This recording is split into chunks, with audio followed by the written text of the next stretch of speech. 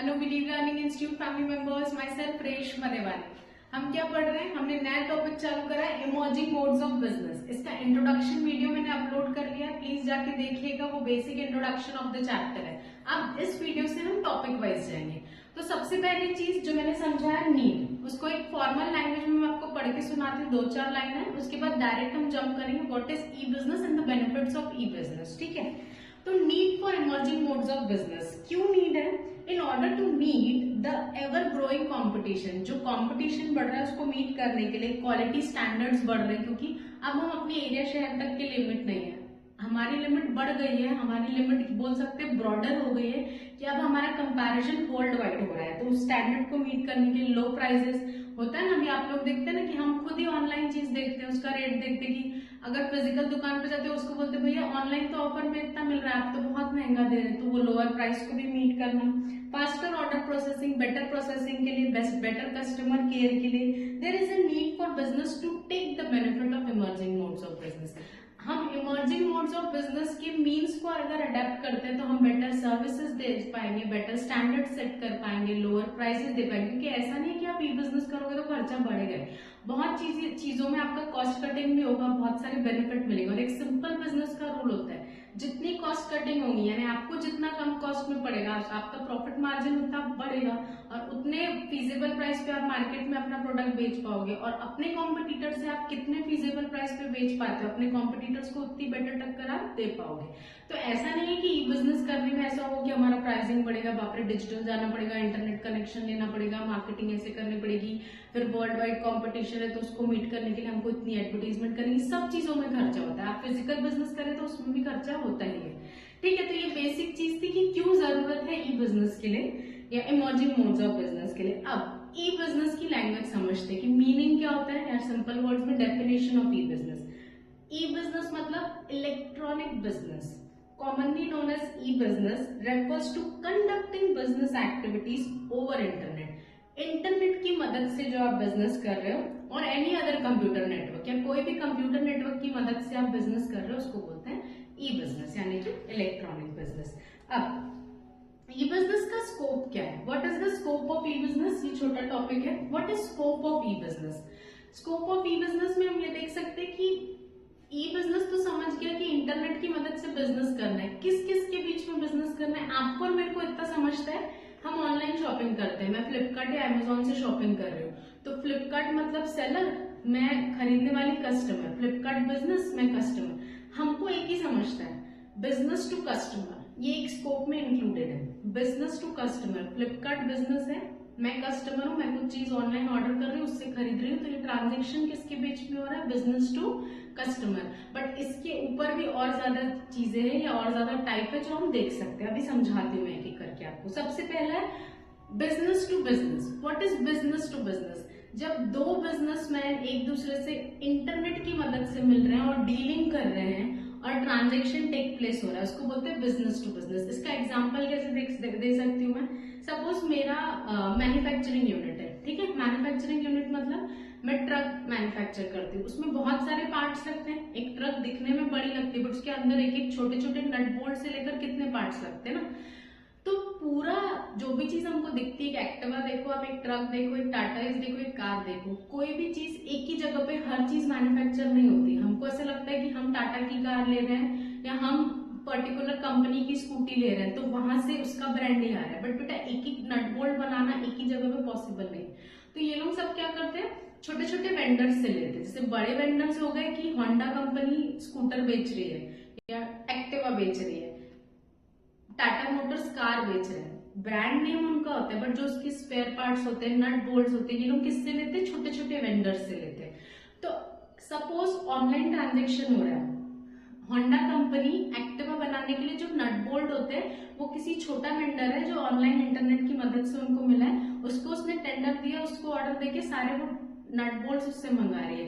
तो ये ट्रांजेक्शन किसके बीच में हो रहा है? दोनों बिजनेस टू बिजनेस होंगे, क्योंकि नट बोल्ट बेचने वाला भी बिजनेसमैन है, जो होंडा कंपनी एक्टिवा बेच रही है वो भी बिजनेस यूनिट ही है। तो जब बिजनेस और बिजनेस के बीच में ट्रांजेक्शन होता है तो उसको बोलते हैं B2B। ऐसे बहुत सारे एग्जांपल्स हैं। सपोज होंडा कंपनी अपनी एडवर्टीजमेंट किसी मार्केटिंग कंपनी को करने बोल रही है, तो मार्केटिंग कंपनी भी बिजनेस सर्विस दे रही है, होंडा कंपनी में क्या है, बिजनेस यूनिट है, तो दोनों के बीच के ट्रांजेक्शन को बिजनेस टू बिजनेस बोला जाता है।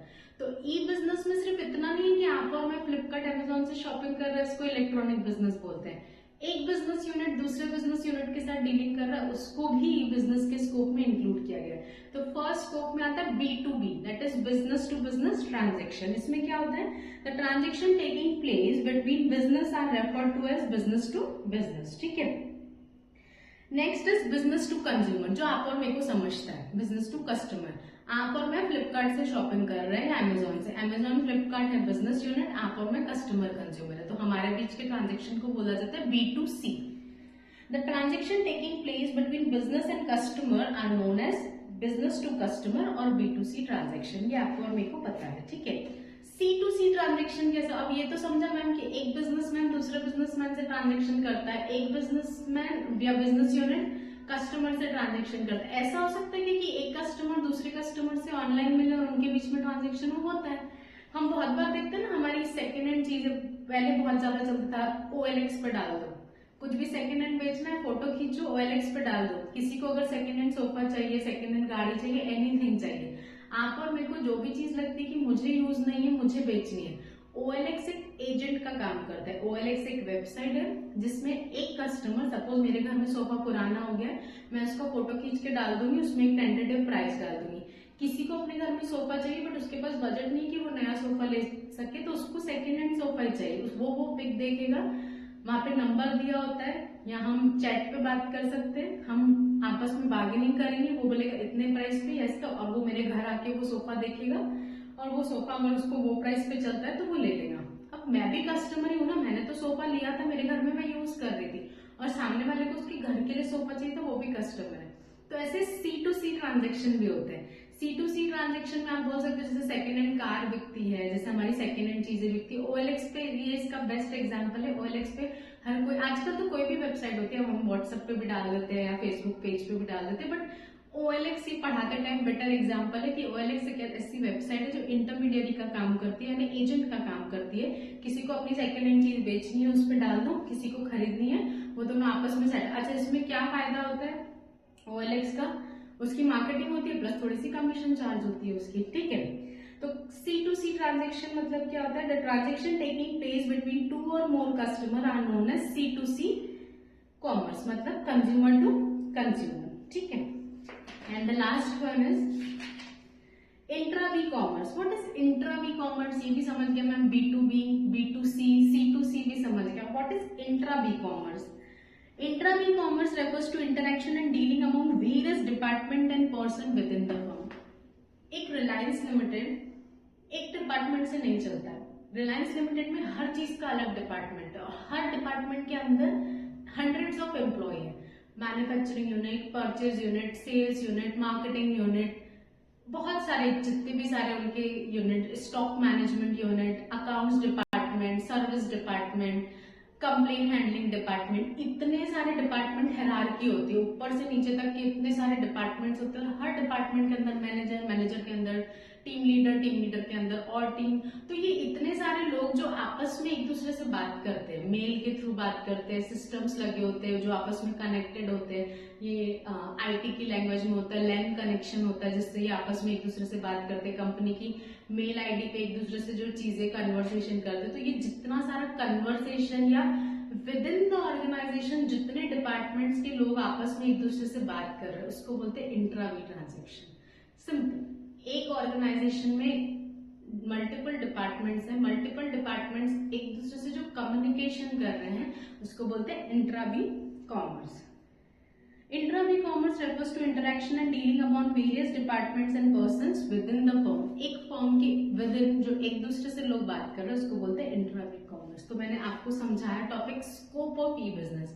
स्कोप ऑफ ई बिजनेस में मैंने आपको 4 चीजें समझाई। What B2B transaction, business to business के बीच में transaction, B2C transaction, business to customer consumer के बीच में transaction, C2C transaction, customer to customer के बीच में transaction, and the last one intra B commerce. एक फर्म या business unit within various department एक दूसरे से बात कर रहे हैं उसको बोलते हैं इंट्रा-बी ट्रांजेक्शन या इंट्रा-बी कॉमर्स।